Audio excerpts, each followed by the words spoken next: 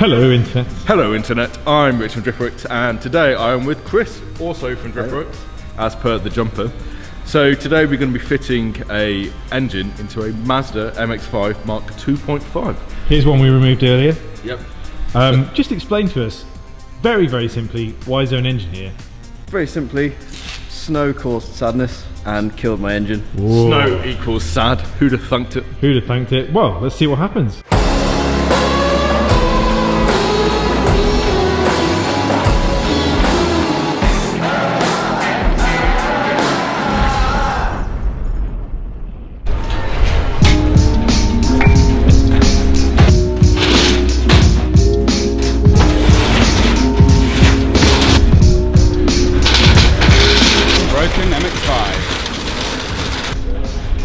Don't drive your car in the snow. I think it's the lesson we've learned. You've shaved your beard off. You look well stained. Hey, no beardy man. Yeah. Just no beard. No beard. Does it say you look different to Ross? No, I was thinking about it and then just slipped yesterday and fuck it. Anti-surveillance. So yes, picture the scene. Young Chris on his way to Rockingham for a drift day in the snow, in a lowered car, and a bad day out. Didn't even make it.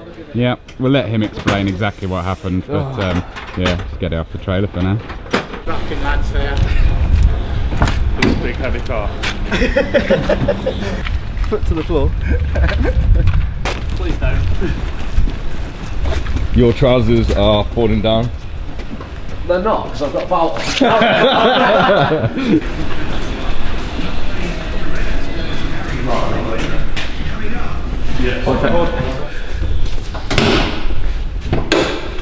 Mazda MX-5, no shit.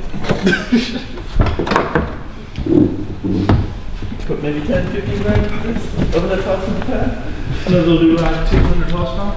So for the viewers at home, describe our problem. Picture the scene. Set. Here's the problem. So you drive your daily, which drives every day of the year without trouble, to and from work, to and from drift events, and then it snows. Snow fills your engine bay and drops the front end down, hits the cat's eye. Game over. Then you're sad. Then you can't get home. No lubrication. But the problem is you didn't notice. No. And you didn't notice and drove some more. And that's it. And then it stopped. Prognosis? New engine. Easy as that. There's emotion in his eyes. There is. There's a little bit of sadness there. So tonight, I say me, probably more you. Yeah. I've done a few engine swaps. I know roughly what I'm doing. Hang on. You've done engine swaps. Yeah. You personally have actually done engine swaps. 328, 323. I had put a 328 in my garage at home. I'm not a mechanical retard. I'm not a mechanical retard. Words are hard. So, the car is missing many things. It is. Front bumper, oil. But largely a functioning engine and half of my sump. So, during the Christmas break, you decided to go to Rockingham, a wonderful place to drift. However, overnight it snowed. Yes. You decided, and also Rockingham decided not to cancel, which Yeah. is part of your reason for going, because the tickets were like 80 quid? 100. £100? Of my pounds. 100 of Phil's pounds, basically. Yes, Driftworks money has... So you decided to brave the elements and go to Rockingham. Yes. Describe the scene. So white. Largely white. Cold and Yep. dark. But brave. Dark. Bravely. Like your soul now. Bravely carried on. Literally ploughed on. As the snow, which entered underneath car, went up car, which then became in car. So we've got a photo, so we'll put the photo up here, where On you can see the thing. So where did the snow end up? Sort of here, there was a good foot's height's worth of snow, a couple foot from here, bottom of the engine, just absolutely full.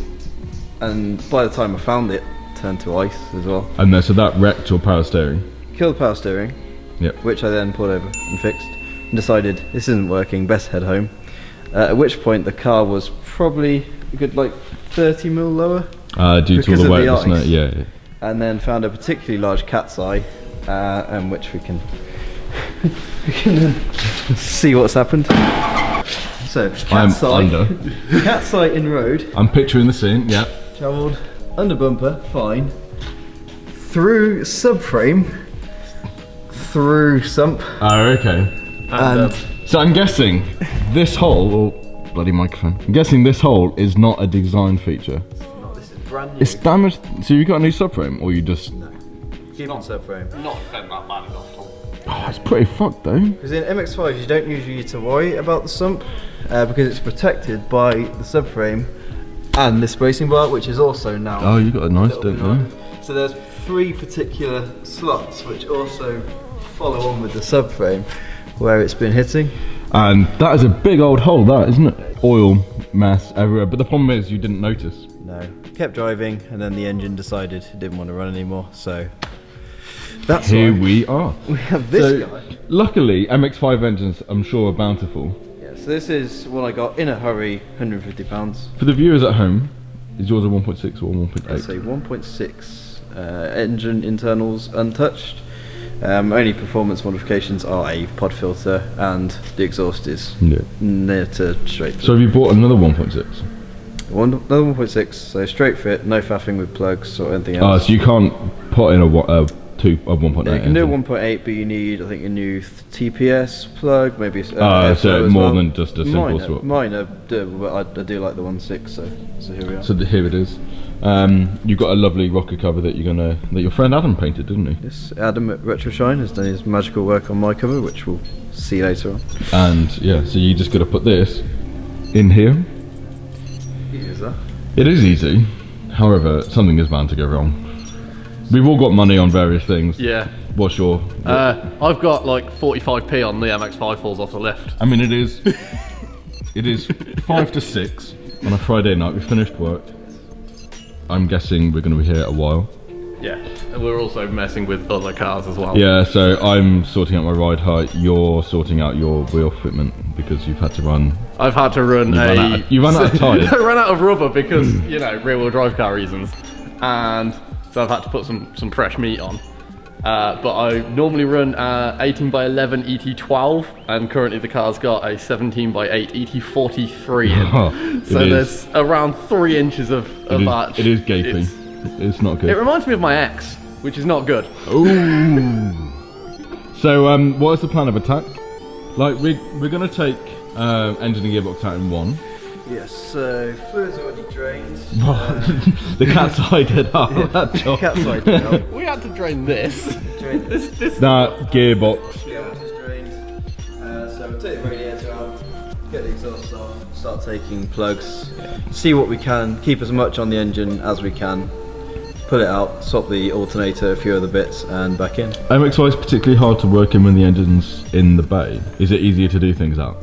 Easier than most cars. It's only the alternator which is easier out the car. Yeah. Other bits that you can get to. I mean, it is for learning to work on cars. The MX-5 from the top is just there's so much room. I'm also going to comment on your attire Yes, I've got protective clothing, protecting from cold mostly. elements, but still rocking a shirt. Yes, of course. Casual Fridays at Driftworks involve Chris wearing a wild shirt. Yes, they are usually wonderful. It's quite tame today, actually. I was a little bit. I like the dinosaur one. Is my personal favourite. We all have a preference on Chris's shirt. So yeah, and we also have pizza due imminently. Starting with pizza is the most important. Get the belly warm.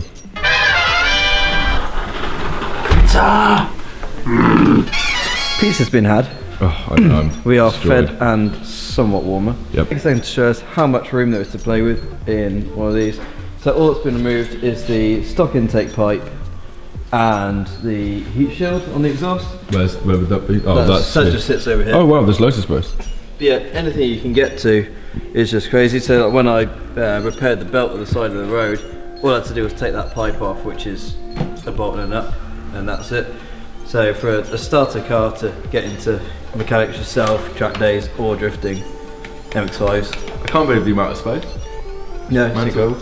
So that's why I've never been trained in mechanics. It's all self-taught, anything I've done, which included a top-end rebuild on an old engine. Top-end rebuild? Top-end rebuild. So that's all head out the car, and that was done just by attacking it, and everything you need to get to you can see.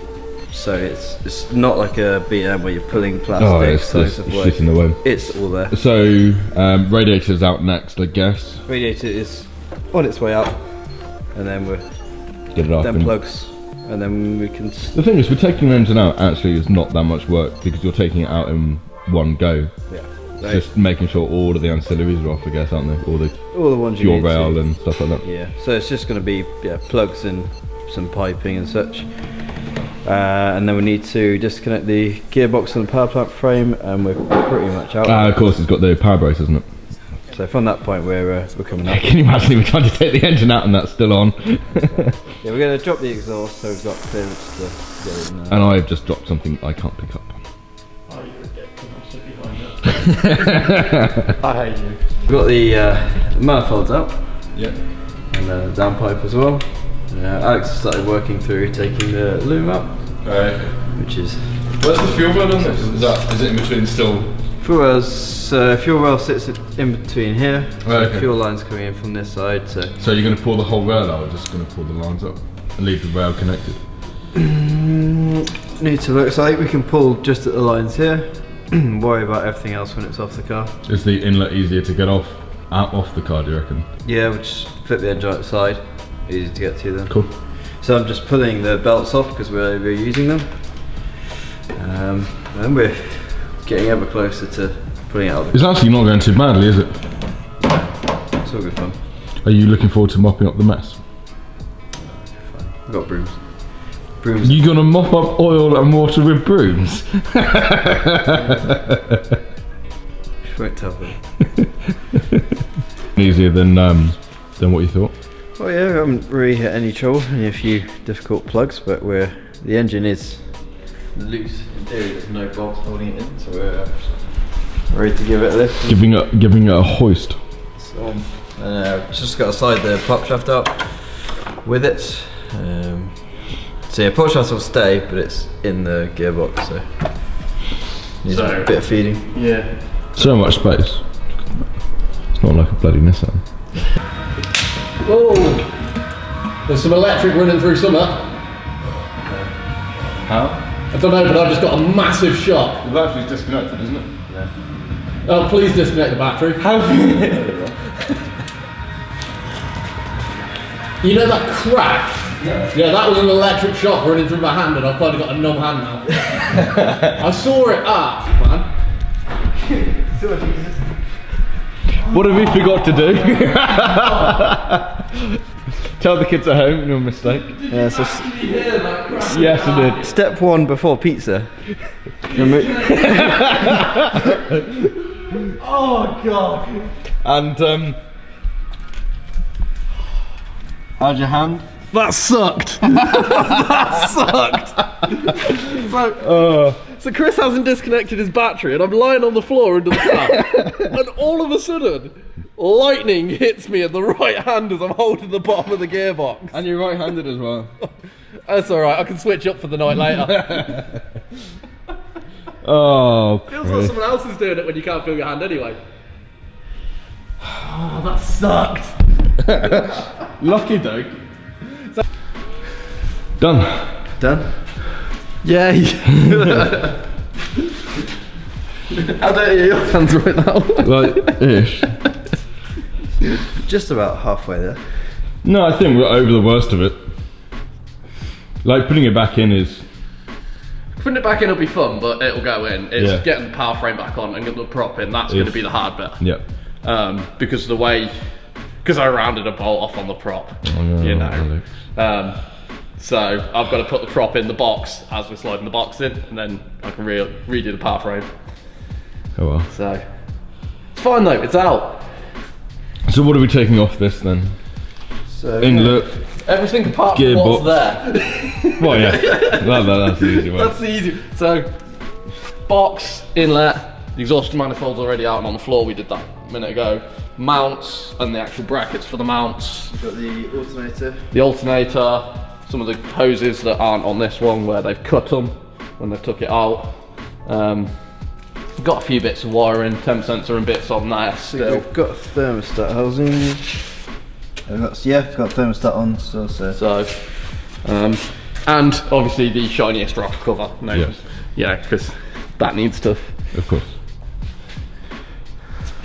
So yeah, Let's leave them to it. more pizza. Let's go on.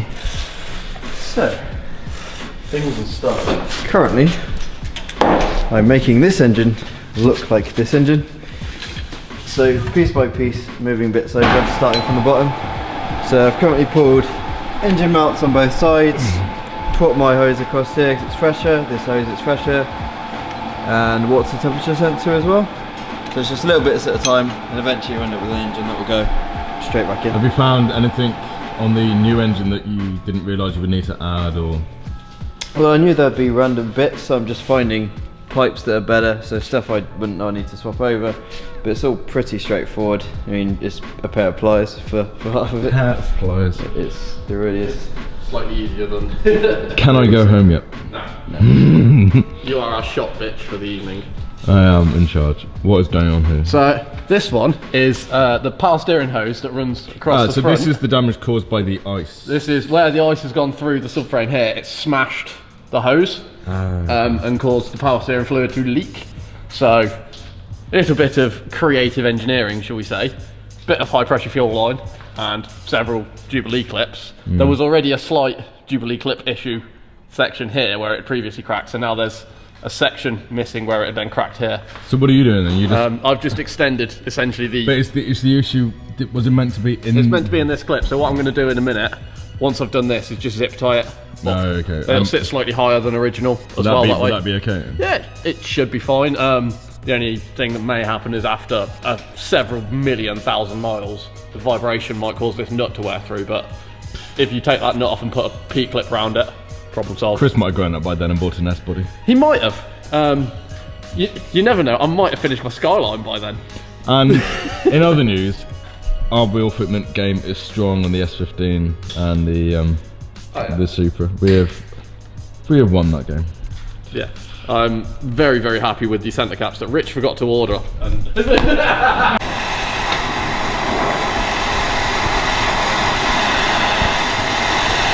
That concentration there. try not to set the wrong thing on fire. So this is the slider for the power steering pump then? Yeah. So there's a slider there. I'm not going to touch it because it's now at like 400 degrees or something stupid. But that piece. But it's not 400 Well, degrees. it's not, but I'm not going to fucking touch it. That piece should slide backwards and forwards. And I've got it to move a little bit, but not enough. So I've just warmed it up. Warm the surround up, it should expand, and then I can knock that out because I need to get at the bolt that's behind it. No, right. So fire fixes most things like that. You're at a wrong angle for me to. No, that's right. And how are you getting on, Chris? Pretty good. Just doing my halfway through engine rebuild oil filter change. So replace and improve. Oh, it's getting cold though. It's now, oh dear, 10 to 11, 5 to 11, I don't know. I'm cold and tired. Something to 11. 1 hour I'm recording at night. Oh.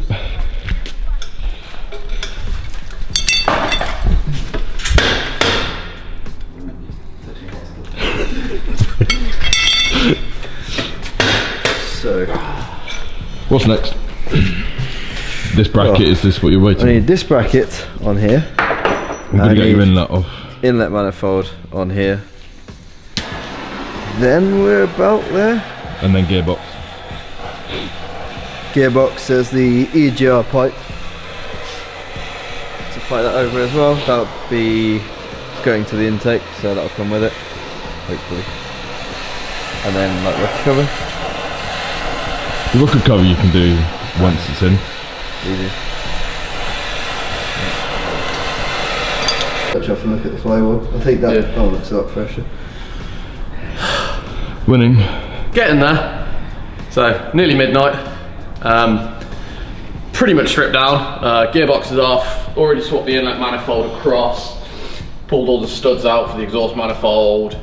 So we're now about to pull the clutch off and then start looking at which flywheel we want to use. As to I guess because this is an unknown, isn't it? When did you do your clutch and flywheel? Reshelf, so 2.5 years ago, and about 25 drift days ago. But I'm very careful with my clutch. So. You treat your clutch like you treat your girlfriend. Well, I don't know where that's going. The weird thing is I had the same thought. One of my cars need a new clutch.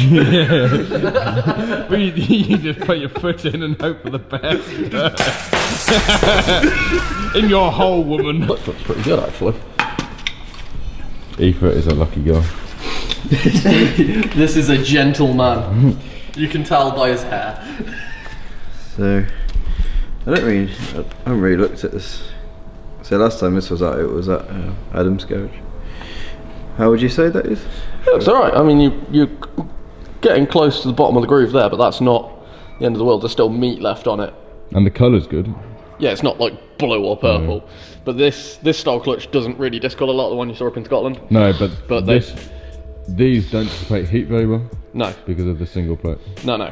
But they also, the materials in them are less than... Yeah. Like, if you manage to discolour the centre plate on one of these, you're doing really something wrong. What you tend to see is more like this. There's a little bit of discoloration on the flywheel. Yeah, but that's not the end of the world. That's just surface rust.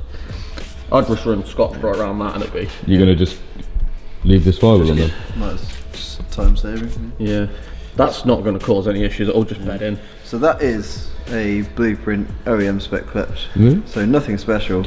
That's what I run in the Lexus. This is one of the big misconceptions with drifting, is that people, we get it with BMW owners quite a lot. It's like, oh, I drift it and I keep walking the clutch, I need something better.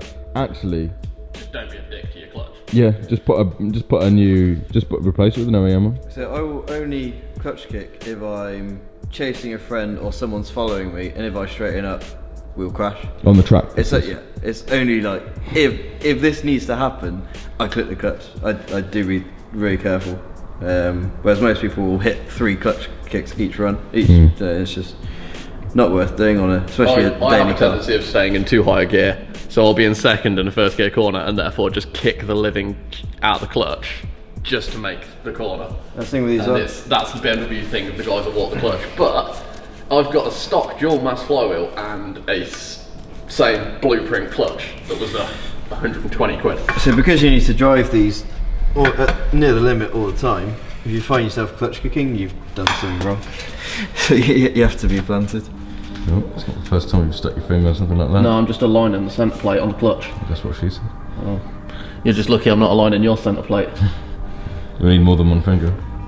Well, that's because you gape. You're like my fitment earlier. Like your mum. Well, this is more about mum. There. In case you haven't seen a clutch alignment tool, this isn't normal. Yeah, you normally don't use a fat finger. Is this what is occasionally missing from Exetti kits? Oh, yeah. So, I was expecting Alex's finger in my box. Yeah, to that guy earlier. Sorry about that.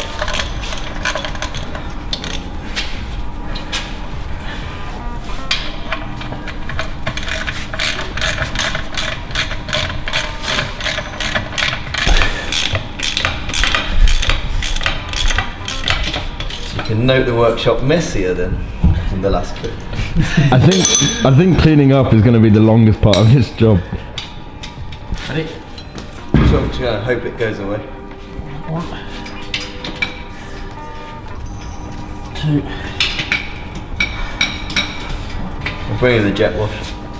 Great. And the awkward one. I'm doing a tilt. Got it. I've got it. 4. Talk to spec. We got them. Yeah, we have assembled. So this is to go in. So it is, what is it? 12. Yeah. This is a dead engine and a mess. So think there are still the little gubbins found on this engine. No. Yeah, I think there's like 2 things to swap over, which we can do when it's in. Yeah. That's about it. Oh, there we go. Yeah. Longer than expected. Always is. So what was it to get it out? It was out by 9, I know that much. Yeah, out by 9. It took ages to get it out though. Took a while to get out because of messing about with the prop and stuff. Messing about with the prop, and we kept finding things still plugged in. Yeah, because we were rushing. So we get it halfway out and they go, oh, there's an earth still on it. Oh, Yep. there's a hose still on it. Oh, the battery's still on, Chris. Yeah. I've got a feeling back in my hand now though, at least. Oh. So, for those who didn't see, because I was under the car, I got my hand on the gearbox and I touched my thumb to the power frame. People of the will car. have seen that in the video before. They didn't see it actually happen. No, but I asked you how. Oh, did you? Oh, it's tired. I'm tired. It's late. I didn't. Have some keys. Yay, super keys. Let's go. Let's go home. Wash. Let's resume in a few hours. 10 hours. See. 9.5 hours. Yeah. See you in a bit. At least I can get some. I can get some decent sleep still. All right, turn the plugs off. Let's go. We interrupt our program to bring you this important message. Do you enjoy using the internet to look for bushes? Don't look at me, look at the lens. Sorry. It's alright. You do very well. It's just so Weird. yeah. Do you love the colour purple? Do you love the colour purple? Do you love the colour purple? Do you like buying from places that actually have things in stock?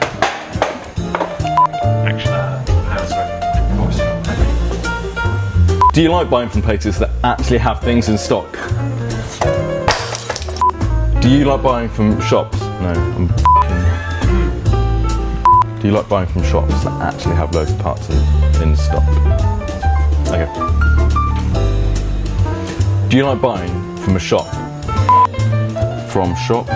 Shops that actually have loads of parts. Okay. And action. Do you like buying from shops that actually have loads of products and...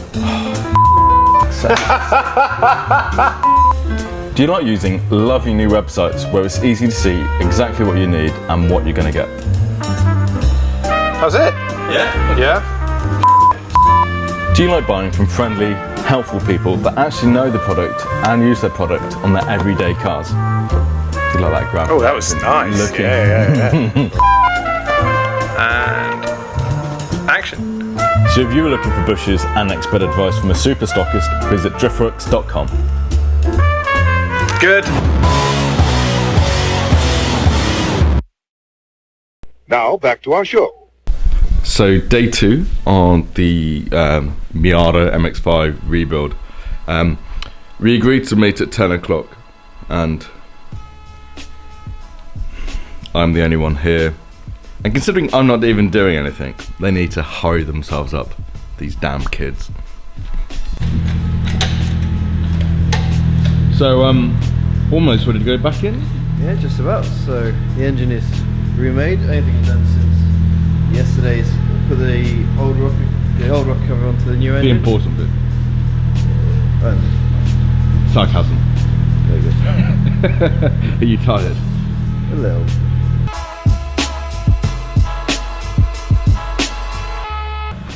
Easiest way to push down on something that requires a lot of weight is get a heavy person to put a foot on it. Ready? Right, so start Come in. pushing. Stop.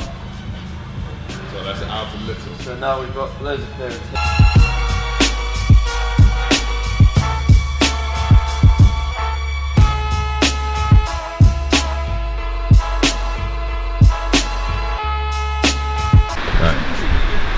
You always film.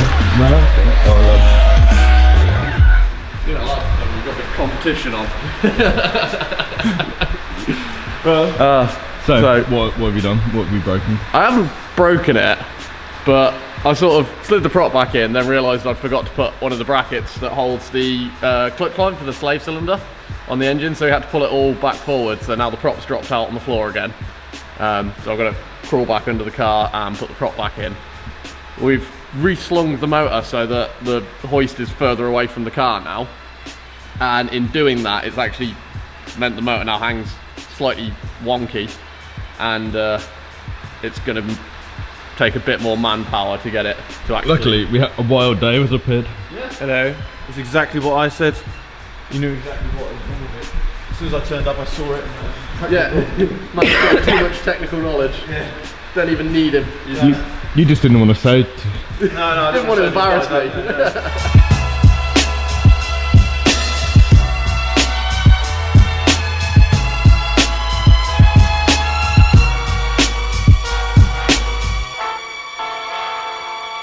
Engines in, lots of swearing, faffing. Many bleeps.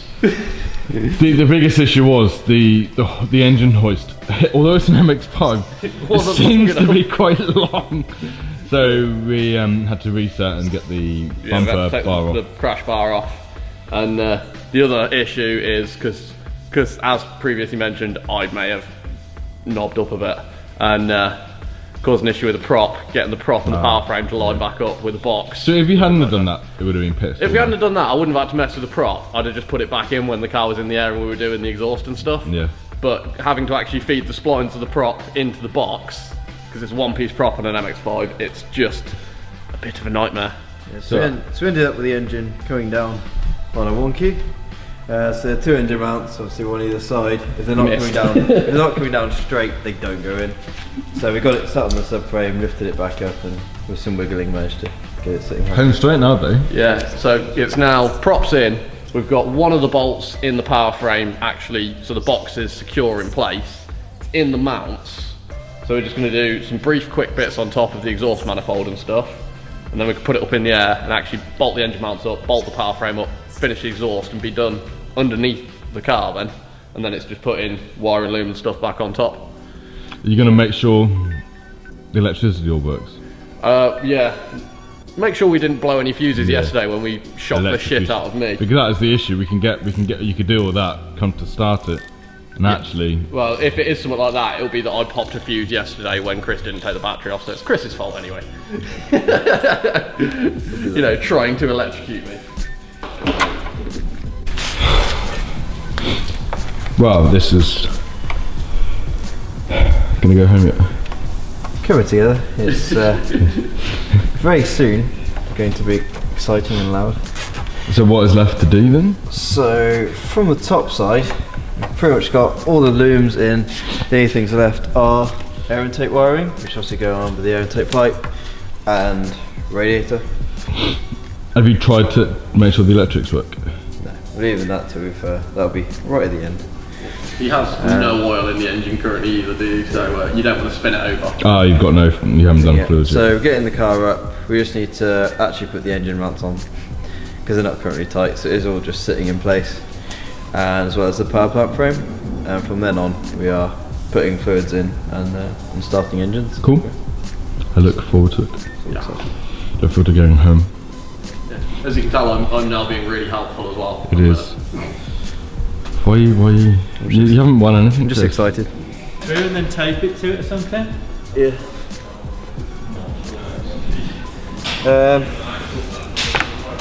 Grab some sort of driver. Hello, Rich. Hello. So this is all Phil's fault now, while we're still here. Why? Well, Phil told me to fit one. Oh, unlucky you. To be fair, I didn't think it was going to take 2 hours. Well, no, it seems to be a project. It's cut my fingers up. No. The engine swap should not have taken 14 hours. Well, I think Where's the blue light gone? I think it's in there. It's in the car. It's your... Alright. Should have just burnt this down and started again. What, MX-5? Yeah. It's the finest Japanese craftsmanship, isn't it, I guess? Finest. Highnest standard. I don't want to put my hand in there, it's all dirty and that.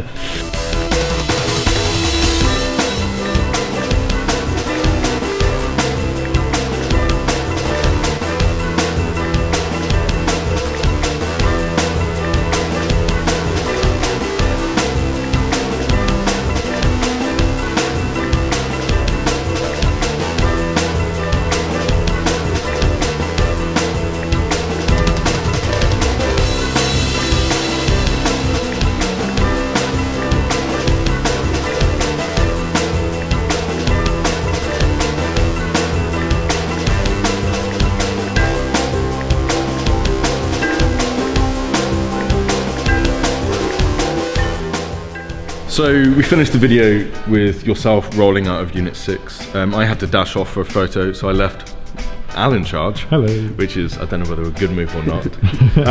So I left as soon as we were fitting the oil pressure gauge from Craig Taylor. Get that in? Just about. It's sort of bodge wired in at the moment, just currently sat on the floor. Japanese wired. But it worked. Did it work though? Because I heard you had to kick it on the way home. Yes, well it worked by the time I got home. Yeah. It worked. So it was a 2 hours job fitting a pressure sensor and a gauge. For doing somewhat of a waste of time. But yeah, engine started, engine's happy. As far as the engine's concerned, everything's perfectly fine. All it's needing is a exhaust gasket and to fit that gauge properly, and then all's good. And my reverse light bulb. And yes, because we forgot to put that back on. Which also may have been lost. No, I think that was lost by Alex's electrocution. Yes, which I'm sure you all laughed at home. We had a good laugh. We laughed.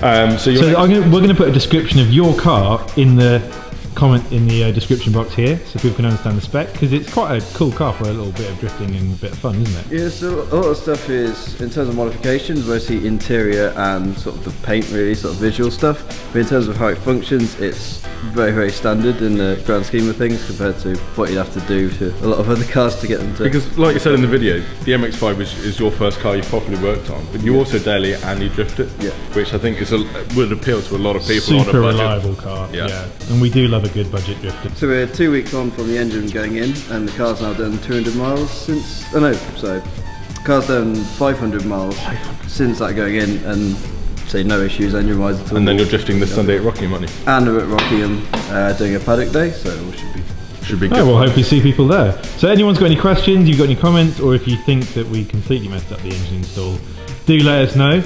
In the meantime, like, subscribe and share. And most importantly, enjoy this video. We'll be right back.